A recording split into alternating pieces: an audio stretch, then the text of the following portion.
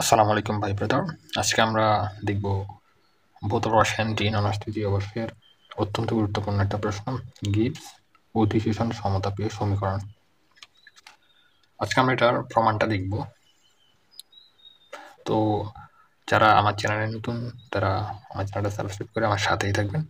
তো চলেন আমরা আমাদের প্রমাণে চলে যাই, কীভাবে সেটা গিবস অধিশোষণ সমতাপীয় সমীকরণটা কীভাবে প্রমাণ করা যায় বা উপপাদন করা যায় সেটা আমরা দেখি। এখানে হচ্ছে যে দেখেন, দ্বি উপাদান বিশিষ্ট কোনো সিস্টেমের মুক্ত শক্তির সমীকরণ G equal to μ1 n1 plus μ2 n2। এটা একটা সমীকরণ, দ্বি উপাদান বিশিষ্ট কোনো সিস্টেমের মুক্ত শক্তির একটা সমীকরণ হচ্ছে যে কি, মুক্ত শক্তির একটা সমীকরণ হচ্ছে আমাদের এই যে এটা, ঠিক আছে। এখন এখানে n1 ও n2 হলো যথাক্রমে উপাদানদ্বয়ের মূল সংখ্যা। এখানে যে n1 এর যে সমীকরণটা, এখানে n1 আর n2 হচ্ছে যে যথাক্রমে উপাদানদ্বয়ের মূল সংখ্যা, আর μ1 μ2 হচ্ছে এদের নিজ নিজ রাসায়নিক পটেনশিয়াল। আচ্ছা, এখন মুক্ত শক্তির সম্ভাব্য পরিবর্তন মুক্ত পৃষ্ঠতলের বৃদ্ধি বা হ্রাসের উপর নির্ভরশীল। আচ্ছা, অর্থাৎ মুক্ত শক্তির যে সম্ভাব্য যে পরিবর্তনটা আছে সেটা মুক্ত পৃষ্ঠতলের বৃদ্ধি বা হ্রাসের উপর নির্ভরশীল। এই জন্য উপরোক্ত সমীকরণের একটি পদ গামা এস যোগ করা হলো। গামা হলো পৃষ্ঠতল টান, গামা হলো পৃষ্ঠতল টান, আর এস হলো পৃষ্ঠতল ক্ষেত্রফল। অর্থাৎ এই সমীকরণটার মুক্ত শক্তির যে সম্ভাব্য পরিবর্তনটা আছে, এই ক্ষেত্রে আমরা এখানে গামা এস একটা পদ সেটা যোগ করব। কারণটা হচ্ছে যে মুক্ত পৃষ্ঠতলের বৃদ্ধি বা হ্রাসের উপরে যে মুক্ত শক্তির সম্ভাব্য পরিবর্তনটা নির্ভর করে। ব্যাপারগুলো আরো ক্লিয়ার হবে আপনাদের কাছে, আমরা আর একটু ডিটেলসে যদি বিষয়টা বোঝার চেষ্টা করি। তাহলে এখন যদি আমরা ওই গামা এস যে পদটা আছে সেটা যদি যুক্ত করি, তাহলে দেখেন, তাহলে আমাদের যে সমীকরণটা আছে সেটা হচ্ছে যে equal to gamma S plus μ1 n1 plus μ2 n2। এটাকে আমরা 2 নম্বর সমীকরণ দিলাম, আর এর আগেরটাকে 1 নম্বর সমীকরণ দিলাম। আচ্ছা, 2 নম্বরকে যদি আমরা এই যে 2 নম্বরটাকে যদি আমরা ডিফারেন্সিয়েশন করি, 2 নম্বরটাকে যদি আমরা ডিফারেন্সিয়েশন করি, তাহলে হ্যাঁ 2 নম্বরকে যদি আমরা ডিফারেন্সিয়েশন করলে আমাদের কি পাওয়া যায়, dg equal to gamma ds plus s d gamma plus mu1 dn1 plus n1 d mu1 plus mu2 dn2 plus n2 d mu2। এটা ডিফারেন্সিয়েশনের থেকে ডিফারেন্সিয়েশন করে, মানে 3 নম্বর সমীকরণটাকে ডিফারেন্সিয়েশন করে আমরা পাইছি। আপনাদের সুবিধার্থে আমি পাশে যে একটা সূত্র, ডিফারেন্সিয়েশনের যে সূত্রটা আছে সেটা কিন্তু লিখে রাখছি, এটা কিন্তু ফলো করতে পারেন। এই সূত্রটা অত্যন্ত বহুল পরিচিত একটা সূত্র, আমরা ইন্টারমিডিয়েটে থাকতে প্রচুর ব্যবহার করছি, এটা প্রায় ব্যবহার করা হয়। যে তাপ গতিবিজ্ঞান থেকে আমরা একটা জিনিস পাই, সেটা হচ্ছে DC equal to minus S DT plus BDP plus μ1 dn1 plus μ2 dn2। আচ্ছা, এটার ক্ষেত্রে মানে এখানে অন্য আরেকটু কিছু এক্সপ্লেনেশন আছে, যে এক্সপ্লেনেশনটা আমরা এখানে দেইনি। সেটা হচ্ছে যে এই যে মুক্ত শক্তি জি, সেটা কিন্তু 5টা পদের উপরে নির্ভরশীল, 5টা চলকের উপরে, তাপ, চাপ, এরকম আরো কয়েকটা 5টা চলকের উপর নির্ভরশীল। তো ওইটা আমরা ডিটেলস না লিখে ডিরেক্ট আমরা এখান থেকে তাপগতিবিজ্ঞান থেকে পাই, এটা লিখে আমরা এই সমীকরণটা ডিরেক্ট লিখে ফেললাম। এখন পৃষ্ঠতল ডিএস বৃদ্ধির জন্য গামা ডিএস পদটি যোগ করে পাই আমরা। এখানে পৃষ্ঠতল ডিএস বৃদ্ধির জন্য, এখানে যে ডিএস পৃষ্ঠতল বৃদ্ধির জন্য গামা ডিএস পদটা যোগ করলাম। যোগ করে আমাদের এখানে কি পেলাম, dG minus SdT plus VdP. অর্থাৎ এই যে এই সমীকরণটার এখানে একটা পদ যোগ করলাম, সেটা হচ্ছে যে এটা, আর বাকি সমীকরণটা সেম, শুধু এই পদটা এখানে যোগ করে দিছি আর কি। এই পুরা সমীকরণটার সাথে যেখানে একটা সমীকরণ পদ সেটা যোগ করে দিলাম, সেটা হচ্ছে গামা ডিএস, যে এইখানের মতো আর কি, 2 নম্বর সমীকরণটার মতো। 2 নম্বর সমীকরণ যেমন আমরা এটা যোগ করছিলাম আর কি। এই যে 3 নম্বর এবং 4 নম্বর হতে আমরা এই জিনিসটা কিভাবে পেলাম, আমরা আগে যে 3 নম্বর সমীকরণটা পাইছি, আর এখন যে 4 নম্বর সমীকরণটা পাইছি, সেখানে ডিজি ইকুয়াল টু ডিজি। অর্থাৎ তাহলে আমরা এই যে পদগুলা, যে আমি বলি আপনাদেরকে, এখানে ডিজি পদগুলাকে আমরা বাম পাশে লিখলাম। হ্যাঁ, এইখানে 3 নম্বর সমীকরণের পদগুলাকে বাম পাশে লিখলাম এবং 4 নম্বর সমীকরণের পদগুলাকে ডান পাশে লিখছিলাম আর কি। তো এই পদগুলোকে আমরা পক্ষান্তর করে বাম পাশে নিয়ে আসে একসাথে লিখছি, সেই ক্ষেত্রে আমাদের পক্ষান্তর করার কারণে আমাদের এই যে চিহ্নগুলো কিন্তু চেঞ্জ হয়ে গেছে, মাইনাস এসডিটি চিহ্ন প্লাস হয়ে গেছে, এই চিহ্নটা আমাদের মাইনাস হয়ে গেছে, মানে প্লাসগুলো মাইনাস হয়ে গেছে, মাইনাসটা প্লাস হয়ে গেছে, আর ইকুয়ালসটা আমরা 0 লিখলাম। তো এখান থেকে আমাদের এই পদগুলো কিন্তু কাটাকাটি যাবে, পদগুলো যদি কাটাকাটি যায় তাহলে আমাদের আসতেছে SDT minus BDP plus SD gamma plus n1 D মিউ1 প্লাস n2 ডি মিউ2। এই যে এখান থেকে দেখেন এসডিটি লিখলাম মাইনাস বিডিপি লিখলাম plus SD gamma n1 D মিউ1 n2 ডি মিউ2, ঠিক আছে। আর বাকিগুলো তো কাটাকাটি গেল। এখন এখানে দেখেন এখন এই লাইন থেকে আমাদের এই লাইনে কি হলো, এই লাইনে হলো যে স্থির তাপমাত্রা ও চাপে, স্থির তাপমাত্রা ও চাপে অর্থাৎ টিও 0 পিও 0, তাহলে আমাদের এই দুইটা 0 হয়ে যাবে, আর থাকবে এই দুইটা পদ S D gamma plus n1 D মিউ1 প্লাস n2 ডি মিউ2, ঠিক আছে। এটাকে আমরা 5 নম্বর সমীকরণ দিলাম। যুক্তিসঙ্গতভাবে পদার্থ সিস্টেমটিকে দুইটা অংশে ভাগ করা যায়, একটা হচ্ছে যে পৃষ্ঠতল ফেজ যা পৃষ্ঠতল শক্তির অন্তর্ভুক্ত, দুই অন্যটি হচ্ছে বাল্ক ফেজ যা দ্রবণের ভিতরের অংশ। আচ্ছা, এতক্ষণ আমরা মানে অনেক বক বক বক বক করছি, তাই না? অনেক বক বক বক বক করছি, সবকিছু মাথার উপর দিয়ে যাচ্ছে।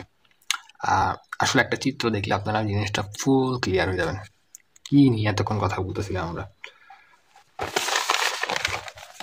দেখেন আমরা ফার্স্টে কি বলছি, দ্বি উপাদান বিশিষ্ট কোন সিস্টেম মুক্ত শক্তির সমীকরণ। আচ্ছা, ফার্স্টে আমার যে ভুলটা হয়েছে সেটা হচ্ছে আপনাদেরকে আমি চিত্রটা দেখাইনি, তাই আপনাদের মাথার উপর দিয়ে সবকিছু। এখন আপনাদেরকে চিত্রটা দেখাই, চিত্রটা দেখলে আপনাদের পুরো ক্লিয়ার হয়ে যাবে। দেখেন একটা পাত্রে হচ্ছে যে দেখেন সলভেন্ট হচ্ছে যে ওয়াটার অ্যান্ড সলিড হচ্ছে যে NaCl, একটা দ্রব একটা দ্রাবক মিলিয়ে দ্রবণ তৈরি। এই দ্রবণের মধ্যে অর্থাৎ দ্বি উপাদান বিশিষ্ট, দ্বি উপাদান মানে পানি এবং NaCl, এই দুইটা মিলিয়ে তো দুইটা উপাদান, ঠিক আছে। মানে দ্রবণের তো দুইটা উপাদান, পানি আছে আর একটা দ্রব আছে, NaCl আছে, সলিড আছে। এই দ্রবণটার নিয়ে এতক্ষণ কথা বলছিলাম। এই দ্রবণের মধ্যে দুইটা ফেজ থাকে, একটা হচ্ছে যে সারফেস ফেজ মানে উপর অংশটা, যে উপর অংশটা, আর এটা হচ্ছে বাল্ক ফেজ অর্থাৎ ভিতরের অংশটা, দ্রবণের ভিতরের অংশটা। হ্যাঁ, এখন এই যে যুক্তিসঙ্গতভাবে প্রদত্ত সিস্টেমটিকে, এটা যে আমি যে চিত্রটা দেখালাম এটা হচ্ছে প্রদত্ত সিস্টেম। এই সিস্টেমটিকে দুইটা অংশে ভাগ করা যায়, সেটা হলো দ্রবণের ভিতর অংশ, আর একটা হচ্ছে পৃষ্ঠতল শক্তির অন্তর্ভুক্ত যে উপর অংশটা আর কি। সারফেস মানে কি বুঝতে পারতেছেন, শব্দ দেখে বুঝতে পারতেছেন কি বোঝাচ্ছে। এখন যদি বাল্ক ফেজের উপাদান দুটির মোল সংখ্যা অর্থাৎ বাল্ক ফেজ মানে ভিতর অংশটাকে আমরা বাল্ক ফেজ বলছি, বাল্ক ফেজের ভিতর অংশটা যদি n1 উপাদান, বাল্ক ফেজের উপাদান দুটির ভিতর অংশের উপাদান দুটির মোল সংখ্যা যদি n1 not O n2 not হয়, তাহলে গিভস ডিউহাম সমীকরণ থেকে বাল্ক ফেজের জন্য পাওয়া যায় n1 ডি মিউ1 প্লাস n2 নট ডি মিউ2। আচ্ছা, গিভস ডিউহাম একটা সমীকরণ আমরা কিন্তু একটা উপপাদন করছি সেকেন্ড ইয়ারে বা থার্ড ইয়ারই সম্ভবত, আমার এই মুহূর্তে ঠিক খেয়াল নাই, বাট এরকম একটা সমীকরণ আমরা উপপাদন করছি। ওইখান থেকে আমরা কিন্তু এটা লিখতে পারি, আপনারা ভালো করে মনে করে দেখেন। এরকম একটা গিফট আমি এখানে লিখে রাখছি, গিফট ডিউহাম সমীকরণটা কিন্তু আমরা এরকম একটা কিন্তু প্রতিপাদন করেছি, খেয়াল করলে আপনারা পাবেন, সম্ভবত থার্ড ইয়ারের এটা। তো ওইটা অনুসারে আমরা জিনিসটাকে এই সমীকরণটা এখানে পাইলাম, এটা হচ্ছে যে আমাদের তাহলে 6 নম্বর সমীকরণ। প্রশ্নটার উত্তর যদিও অনেক বড়, কিন্তু বুঝলে কিন্তু অ্যান্সার করতে অনেক সোজা। এখন এই যে 6 নম্বর যে সমীকরণ, এটাকে আমরা n1 নট দ্বারা গুণ করে গুণফলকে 5 নং সমীকরণ হতে বিয়োগ করে পাই। তাহলে আমাদের এই যে 5 নম্বর সমীকরণ ছিল এইটা, খেয়াল করে দেখেন আপনার 5 নম্বর সমীকরণ ছিল এইটা, সেইখান থেকে আমরা এই যে 6 নম্বর সমীকরণের সাথে এটা গুণ করে বিয়োগ করলাম, ঠিক আছে, বিয়োগ করলাম। এখন এই যে ক্যালকুলেশনগুলো কিন্তু খুবই সোজা, এখানে যা আছে সেটাই লিখলাম, এখানে আমাদের এটা কাটাকাটি গেলে n1 ডি মিউ1, হ্যাঁ, আর এখানে হচ্ছে যে এখানে কাটাকাটি যাওয়ার কোনো কিছু নাই, কারণ এটা n1 এটা n2 নট, কাটাকাটি যাবে না, তাহলে উপরে গুণ হবে, এটা এইভাবেই থাকবে, উপরে থাকবে n1 n2 নট ডি মিউ2 আর নিচে থাকবে n1 নট, ঠিক আছে। এখন এটাকে আমরা যোগ বিয়োগ করে মানে তার এখানে ক্যালকুলেশন করে আমাদের দেখেন এটা কাটা গেল আর এটা কাটা গেল, কাটা গিয়ে আমাদের থাকলো দেখেন এই যে n2 d-mu2 আর এই যে এখানে d-mu2 এটা কমন নিলাম, তাহলে আমাদের থাকলো n2 minus n1 n2 not by n1 not. এখন এখানে দেখেন যদি পক্ষান্তর করি আর কি, পক্ষান্তর করলে কিন্তু আমাদের অর্থাৎ এটাকে এই পাশে নিলাম আর এটাকে পাশে নিলাম, এবার পক্ষান্তর করলে আমাদের এটা মাইনাস চিহ্নের পাশে চলে আসে, আর এটাকে যদি পজিটিভ রাখতে চাই তাহলে এদিকে, তাহলে এটা পজিটিভ থাকলো আর কি। এখানে আমাদের ভুল হয়েছে বিষয়টা,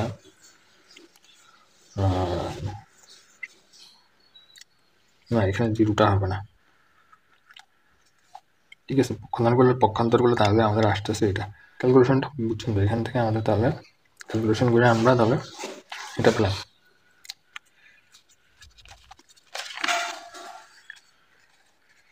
এখন n2 মাইনাস n1 নট হলো পৃষ্ঠতলে n1 এর অতিরিক্ত ঘনমাত্রা,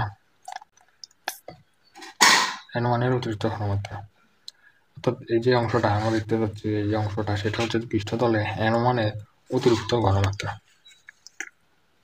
এবং এই যে পুরাটা সেটা হচ্ছে যে প্রতি একক ক্ষেত্রফল অতিরিক্ত ঘনমাত্রা, যাকে টাউ 2 দ্বারা চিহ্নিত করে পাওয়া যায়। টাউ 2 সমান সমান আমরা তাহলে এই যে minus D gamma divided by D মিউ2, আমরা সমান এটাকে আমরা 7 নম্বর সমীকরণ দিতে পারি। এখন আমরা জানি দ্রবণের রাসায়নিক বিভবের ক্ষেত্রে এরকম একটা সমীকরণ আছে, তো পরিচিত একটা সমীকরণ, বুঝতে করতে হবে এটা এই সমীকরণটা এখান থেকে আমাদের পাইলাম ডি মিউ2 সমান সমান, অর্থাৎ ডিফারেন্সিয়েশন করে আমাদের পাইলাম ডি মিউ2 plus RT D ln A2, সুতরাং ডি মিউ2 সমান সমান RT ডি ln A2।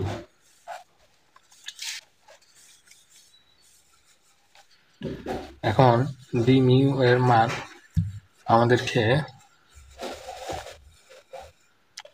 7 নম্বর যে সমীকরণটা আছে 7 নম্বর সমীকরণে বসাবো। 7 নম্বর সমীকরণে বসালে আমরা একটা ব্যাপক ক্যালকুলেশন করি, ক্যালকুলেশনটা সোজা ক্যালকুলেশনটা সোজা। এখানে ডি মিউ2 জায়গায় আমাদের কি বসাইতে হবে, RT ডি ln A2, সেটা আমরা এখান থেকে পাইছি,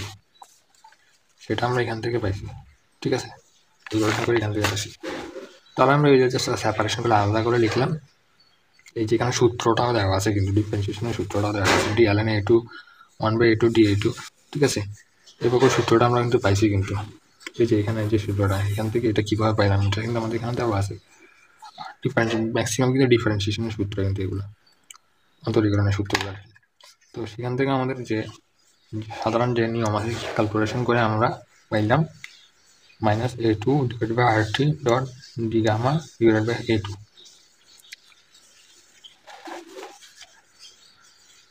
এখন সমীকরণ